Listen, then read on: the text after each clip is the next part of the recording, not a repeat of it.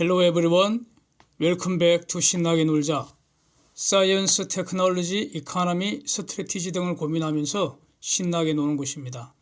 우선 사진 보시면 우리 연휴 시작하고 나서 3일 연속 미국 시장이 비교적 크게 반등을 했습니다. 미국 금요일, 월요일, 화요일 이렇게. 물론 장중에는 아주 극심한 롤러코스터 계속 보였습니다. 몇 번씩 보였죠. 그러다가 종가에서 비교적 크게 상승 마감했습니다. 그래서 이번 시간에는 연휴 이후에 미국 시장 일단 점검을 하고요. 한국은 내일부터 5거래일 후, 즉 2월 10일 옵션 마감일이고요. 그런데 이번 옵션 마감은 다른 월과는 달리 외국인의 포지션 분석 특히 중요할 것 같아서 보통은 옵션 만기는 저 같으면 특별히 신경도 안 쓰고요. 별도로 분석도 잘 안 합니다. 근데 이번은 아닌 것 같아서 좀 자세히 보도록 하겠습니다. 그래서 순서는 미국 시장 보고 또 한국 시장 보고 그 다음에 삼성중공업 어떨지 이렇게 진행을 하겠습니다. 미국 시장 점검을 위해서 경제 지표부터 체크하겠습니다. 성장률. 지난주 4분기 속보치 발표는 예상보다 좋은 better than expected 이렇게 6.9% 성장했는데 이걸 두고 바이든이 와 중공보다 성장률 높다고 엄청 좋아했죠. 근데 당일 미국 시장은 추가로 크게 박살이 났습니다. 고용시장 보면 주간 이니셜 잡리스 클레임 신규 실업수당 청구 이거 1월 들어서 전가세 쭉 이어지다가 다시 감소하는 모습 보였는데 그렇고 또 1월 그 잡 오프닝 잡 오프닝 앤드 레이버 턴오버 이거 잡 오프닝이 이거 구인 광고 낸 거 아닙니까? 이게 매우 양호한 모습입니다. 매우 높습니다. 그래서 전체적으로 보면은 고용 시장은 양호한 것으로 이렇게 평가되는데 이것은 연준이 마음 놓고 마음껏 금융 긴축할 수 있다는 것이기 때문에 시장에는 기본적으로 악재로 작용할 가능성이 높습니다. 이번 주 금요일 발표되는 1월 고용보고서 그래서 고용 증가세는 과거보다는 많이 둔화되었다. 그러나 실업률은 낮은 수준 유지할 거다. 이렇게 지금 예상이 되고 있는데 고용 증가세 많이 둔화된 거 분명히 이것이 시장에 호재가 될 수는 없는 것이죠. 그러니까 고용 지표가 나쁘게 나오면은 나쁘게 나온 대로 악재로 작용하는 것이고 좋게 나오면 금융긴축 강화의 빌미가 되기 때문에 호재로 작용되기 힘들다는 겁니다. 그래서 가장 중요한 것이 이제는 인플레이션이기 때문에 이거 한번 보면은 인플레이션 관련 지표 중에 그러니까 성장 지표와 함께 발표되는 게 GDP 디플레이트 아닙니까? 이게 지금 7%로 나왔습니다. 역대급입니다. 이거 장기 그래프 한번 보시죠. 그래서 작년 4분기 이거 명목 성장률 고도 성장 보였는데 그래서 바이든이 엄청 좋아했지만 까고 보니까 GDP 디플레이트 고려하면은 이게 상당 부분 희석되는 거 아닙니까? 네?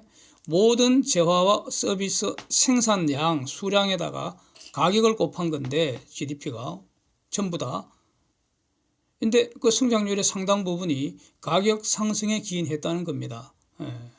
그래서 마냥 좋아할 것만 아니라는 거죠. 코어 PC 물가지수 이거 보면 예상이 4.8%였는데 이보다 높은 4.9% 성장해서 올라서 4.5% 올라서 상승세 지속되고 있다. 그래서 이것도 장기 그래프를 이제 보면은 이례적으로 지금 매우 높은 수준이다. 눈으로 확인이 가능합니다. 그래서 단기적으로 시장의 방향성 결정할 키가 저는 인플레이션으로 보기 때문에 이걸 이제 앞으로 어떻게 될지 인플레이션에 대한 우리 각자 투자자들의 이 전망이 정립이 돼야지 시장이 대응을 할 수가 있지 않습니까? 고용이나 성장률 이건 아니라고요. 그래서 인플레이션 전망 한 그 영상을 얼마 전에 올렸습니다. 그것도 한번 참고를 하시고요. 그러니까 이제 간단하게 한번 짚어보면은 결론적으로 인플레이션은 앞으로 이게 오르긴 계속 오를 것 같습니다. 인플레이션 점점 더 오르긴 오를 것 같은데 올라가는 속도가 가속되기보다는 둔화되지 않겠는가. 즉 증가는 하지만 가속도가 감소한다. 이런 의미입니다. 잘 이해하시기 바라겠습니다. 그렇게 보는 근거를 1번 소비가 약간 둔화되는 조짐이 있는 거 아니냐. 사진 한번 보시면은 미국의 12월 개인소득 예상보다 그 증가율이 상당히 낮아졌고요. 실질 개인 소비 지출은 2개월 연속 감소하는 모습입니다. 그래서 지금부터는 이제 어떨 것인가, 이 소비 지출이 어떻게 될 것인가. 워낙 미국 시장에는 소비 비중이 크기 때문에 소비부터 먼저 봐야 하는 거죠. 그래서 그 인플레이션 진행이 되고, 그다음에 금리 상승, 높은 금리 지금 지속되고 있기 때문에, 그러면 이것은 소위 말해서 웰스 이펙트가 마이너스로 작동하는 거 아니겠습니까? 그래서 실질 소득 감소하는 것이고, 그렇게 되면은 소비는 둔화되는 것이 지극히 정상적입니다. 그래서 계속해서 그 중요한 데이터들 말씀드릴 때 사진을 올릴 것이니까 필요하시면 눈으로 확인해 보시면 좋겠습니다. 그 다음에 경기에도 둔화될 조짐이 나타나는 거 아닌가. 왜냐하면 미국, 중공, 유럽 이 주요국들 PMI 지수 전부 고점을 찍고 하락세로 지금 돌아선 상태입니다.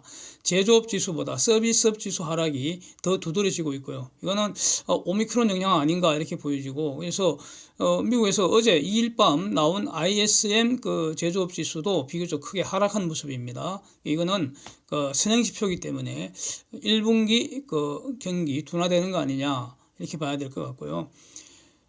한편 또 인플레이션 가장 큰 요인 중에 하나가 공급망 장애였다는 것인데, 이 공급망 장애 해소되는 걸 봐야 되지 않을까.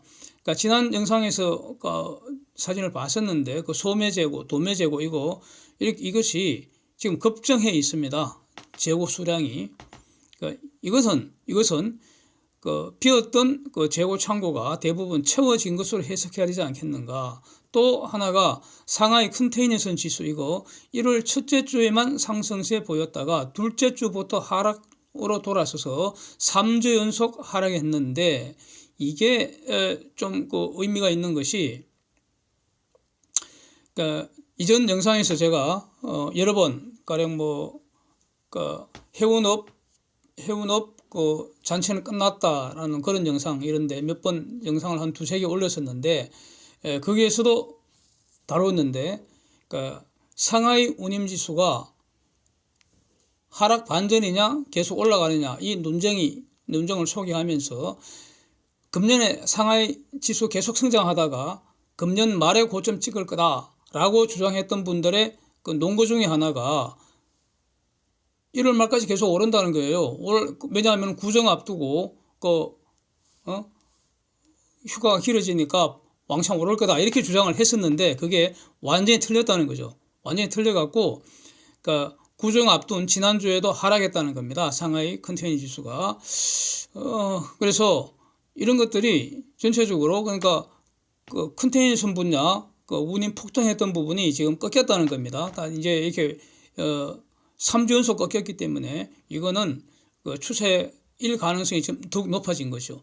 다만 근화물선 지수가 한국도 그렇고 BDI도 그렇고 지난주에 살짝 올랐는데 이거는 전혀 대세의 의미가 없다고 저는 해석합니다. 왜냐하니 이 근화물선 지수는 폭락한 게 이미 오래됐고요. 그 이후에 지속적으로 하락하다가 연휴 전에 살짝 반등했을 뿐입니다.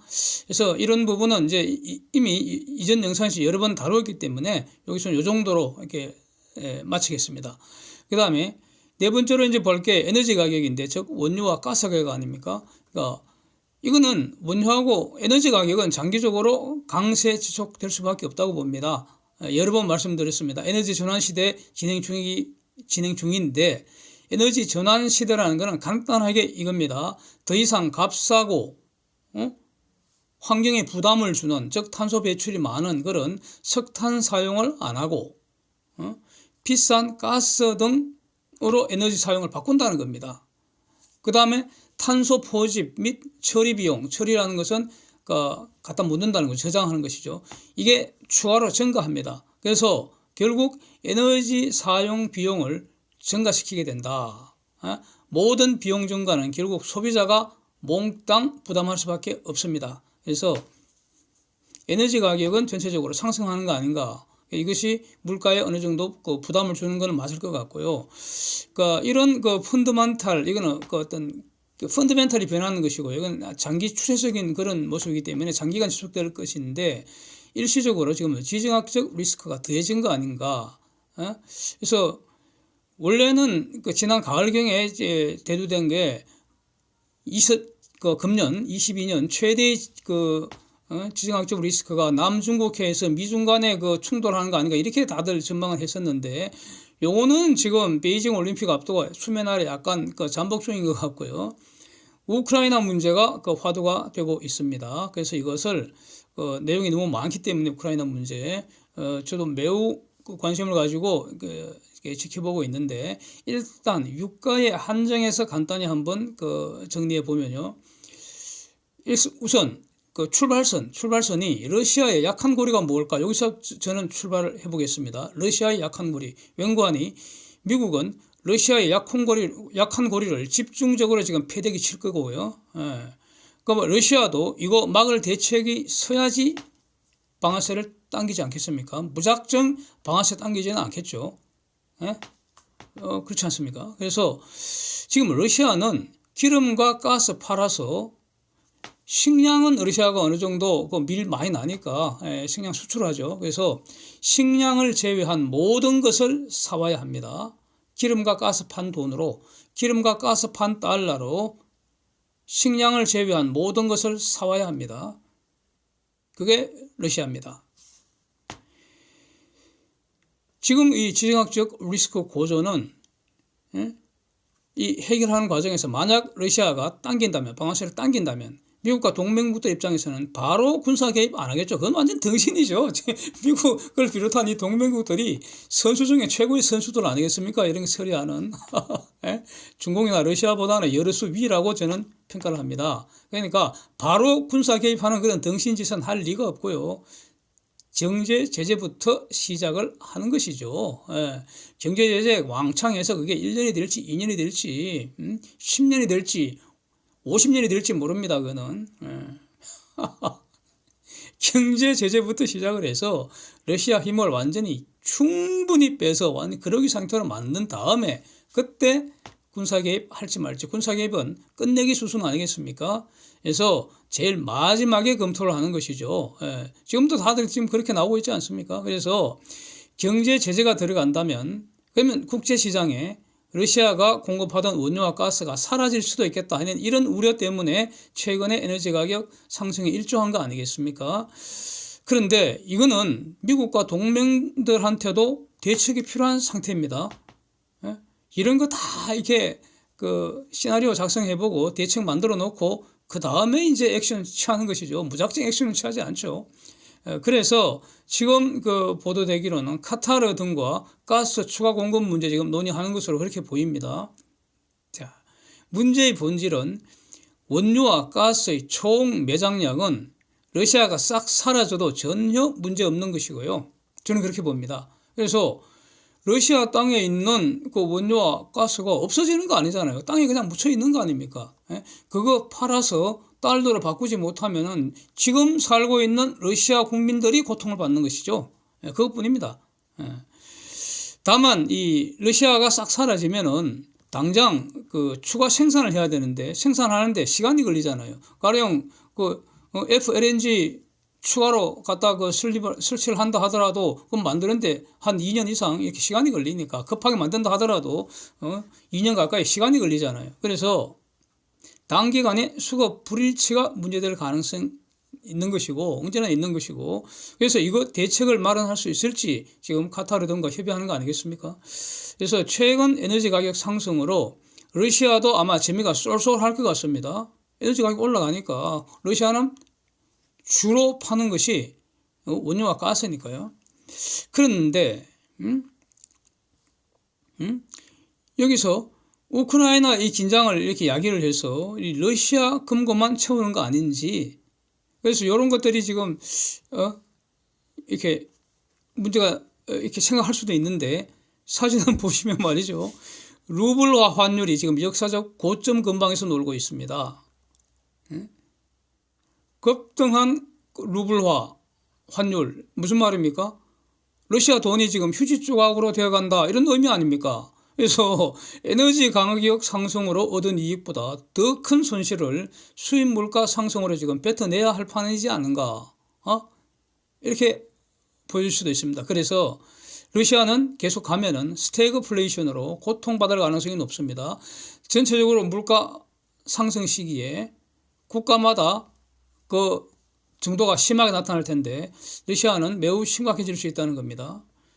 그래서 이 상황이 지금 다 불리합니다. 그러니까 탈출구가 필요한 것은 러시아 아니겠는가? 러시아 카드는 나토의 동진을 저지를 하고 크림반도 영유권 확인받고 싶겠죠. 지금 그 크림반도 침략에서 삼킨 다음에 EU와 미국의 경제 제재 아직도 계속되고 있는 거죠. 예, 그렇습니다. 경제 제재라는 것은 시작하면은 언제 끝날지 장담할 수 없습니다. 지금도 경제 제재 받고 있습니다. 그래서 러시아 입장에서는 이 족쇄를 풀고 싶은 거 아닌가? 예?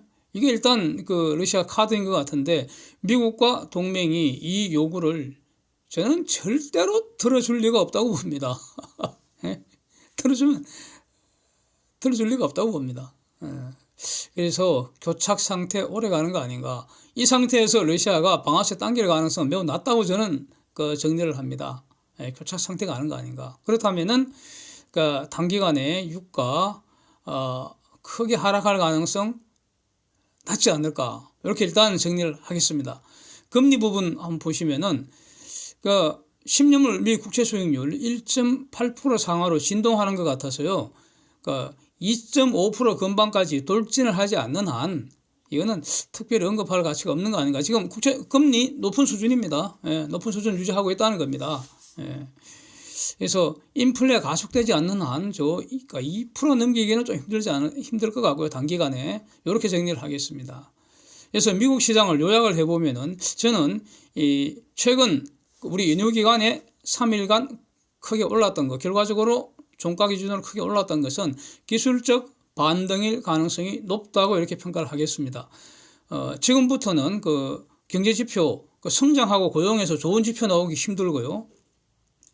설사 좋은 지표 나온다고 한들 금융긴축 강화할 이유가 될 뿐이기 때문에 오히려 시장에는 악재로 작용할 가능성이 높고요. 시장 방향을 결정하는 물가 지표, 이걸 이제 주목을 해야 하는데 이것은 2월 말까지 아직 시간이 좀 남아 있습니다. 경제 펀더멘털에 대한 경제 지표를 따라서 이제 등락을 쭉 이어질 가능성이 높은데 강하게 기술적 반동세가 지속될 가능성은 좀 어렵지 않을까, 이렇게 정리를 하겠습니다. 한국 시장은 2월 10일이 옵션 만기입니다. 그래서 다음 주 목요일인데 외국인의 파생 포지션이 특히 중요할 것 같습니다. 미국 시장이 기술적 반등을 지속한다 하더라도 한국 시장은 크게 오르지 못할 수도 있겠다, 이런 의미입니다. 한번 보겠습니다. 사진 보시면 연휴 직전 1월 28일 종가 기준으로 주요 선수들 파생 포지션, 우선 사진 아랫부분은 말이죠. 1월 10일 만기 기준 그 옵션 마감할 때 1월 10일 1월 옵션 마감될 때 그때 포지션입니다. 현재 포지션은 사진 윗부분입니다. 이걸 비교를 해보면 말이죠. 풋옵션 대규모 매도 포지션에서 그보다 훨씬 더 대규모로 매수 포지션이 정반대로 바뀌어 있고요.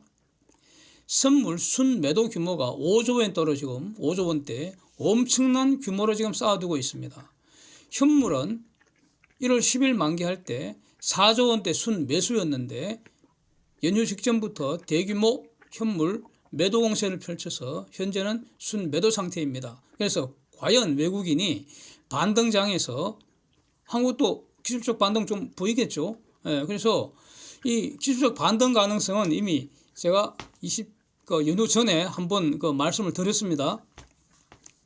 그래서 과연 외국인이 이 기술적 반등장에서 현물을 순매수 보이는지 또는 순매도를 오히려 강화하는지 이것도 주목을 해야겠죠. 알 수 없습니다. 시장을 따라가기 위해서 그걸 주목 포인트가 그거 아니냐. 이 말은 기관이 순매수를 늘리는 것은 의미가 없다고 봅니다. 저는. 가령 연기금이 대규모 순매수를 펼친다 한들 의미 없지 않을까. 키를 쥐고 있는 것은 외국인의 순매도, 여부 아닐까, 순매도 지속하는지 또는 순매수하는지 그거 아닐까 이렇게 본다는 겁니다. 그래서 지난주 금요일 장중에 예를 들어 보면 장중에 외국인은 선물 1조 원 근방까지 순매수 계속 유지를 하다가 결국 종가에는 897억 찔끔 순매수로 마감하면서 그 선물 순매도 즉 강력한 숏 포지션 지금 유지를 했습니다. 그래서 3일 그 장중에 내일 외국인들이 과연 이 숏 포지션을 청산하는지, 숏 포지션 청산한다는 것은 이익을 실현한다는 의미입니다. 이걸 이제 여전히 주목을 해야 합니다. 3일간 미국장 급 반등했기 때문에 이거 한 번에 반영하기 위해서 당연히 시장은 강한 상승으로 시작을 하겠죠. 뭐 그럴 가능성이 높지 않겠습니까? 그건 너무나 당연한데 장중에 파생 포지션 변화 이걸 주목을 해야 되지 않을까. 그래서 이것은 그러니까 장 마감까지도 봐야 되고 금요일 거래까지 살펴봐야 되지 않을까 이렇게 이제 생각이 들고요. 다시 말씀드리지만은 보통의 옵션 만기는 저 같으면 신경도 안 쓰는데 이번은 워낙 지금 외국인들이 강하게 하방 포지션을 지금 노골적으로 형성을 해두었고요. 여기에 맞짱 뜨는 포지션이 금융투자입니다. 그래서 과연 금융투자의 꿈이 이루어지도록 외국인이 협조할 것인지, 물론 협조할 수도 있습니다. 외국인이 이 포지션을 풀어버리면은 이제 장군 멍군 피장파장 이렇게 되는 거죠. 그러니까 두 세력이 다 찔끔 그 이익 먹고 마는 것이죠. 그렇게 됩니다. 여기에서 이제 잘못 대응하면은 이제 독박 쓰고 그런 꼴입니다. 자, 옵션 전략은 경우의 수가 너무 많아갖고요. 시나리오 다 다룰 수는 없고요. 옵션 수 경우의 수가 정말 많습니다. 제가 주목하는 거 한 가지만 예를 들면 이런 겁니다. 가령 외국인이 오전에 콜 매수, 풋 매도로 일단 시작은 하다가 장이 상당히 붉게 물든 후에 콜 매수가 줄어드는지, 이게 콜 매도로 변하면 더 확실한 징표죠. 그 다음에 풋 매도가 줄어드는지, 만약 풋 매수로 변하면 더 확실한 징표 아닙니까? 이런 걸 주목을 해야 되지 않을까 싶습니다.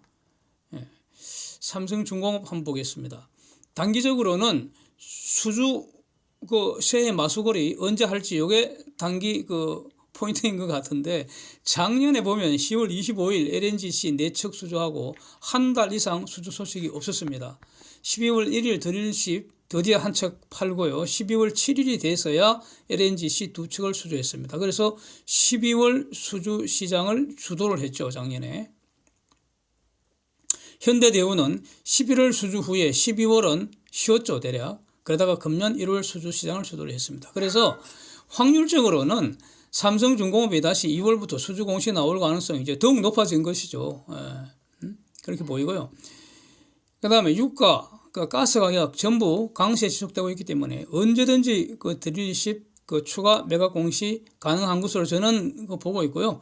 그래서 언제 나올지 알 수는 없습니다. 이거 그러나 3일 날 나온다고 해도 놀랄 필요 없는 것 같고요. 해상 플랜트 이것도 그 수주 공시 언제든 가능하지 않을까. 특히 이제 1분기 내에 그 한 건 정도 나올 가능성이 높기 때문에, 그러면 2월 아니면 3월 아닙니까? 그렇게 저는 이 정리를 하고 있습니다. 장기적으로 보면은 에너지 전환 시대에 주도할 수 있는 그런 비즈니스 포트폴리오 계속 개발하고 있는 것으로 저는 평가를 하는데, 아쉬운 게 하나 있습니다. 장기적으로 경영진이 상당히 소극적인 거 아닌가. 그러니까 에너지 전환 시대라는 엄청난 이 비즈니스 그 오퍼튜니티가 생기고 있는데 여기에 소극적으로 대응하는 거 아닌가. 근데 좀 아쉽습니다. 가령 그 사진 보시면 미쓰비시 중공업 이거 과거 한국조선업 최대의 경쟁자였잖아요. 그러다가 우리가 이제 밀어내버렸는데, 이 에너지 전환 시대에 신규 사업 포석으로 탄소 포집 사업단 신설해서 아주 적극적으로 대처하는 것 같습니다. 이 미쓰비시 얘들이 사용하는 그 포집재, 요게 가장 중요한데 아민 계열입니다.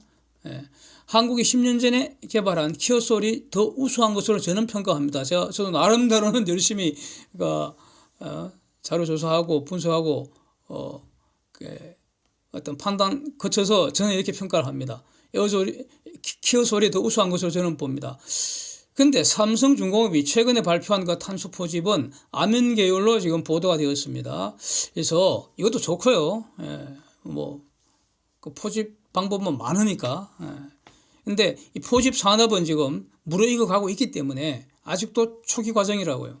그래서 키오솔도 응용하고 해서 탄소 포집 시장 적극적으로 신규 사업 수준으로 공략할 필요가 있는 것으로 저는 그렇게 보는데, 삼성중공업이 이거 주도할 조직이 지금 보이질 않는 것 같고요. 이런 비즈니스 비전을 지금 제시하지도 못하고 있지 않는가.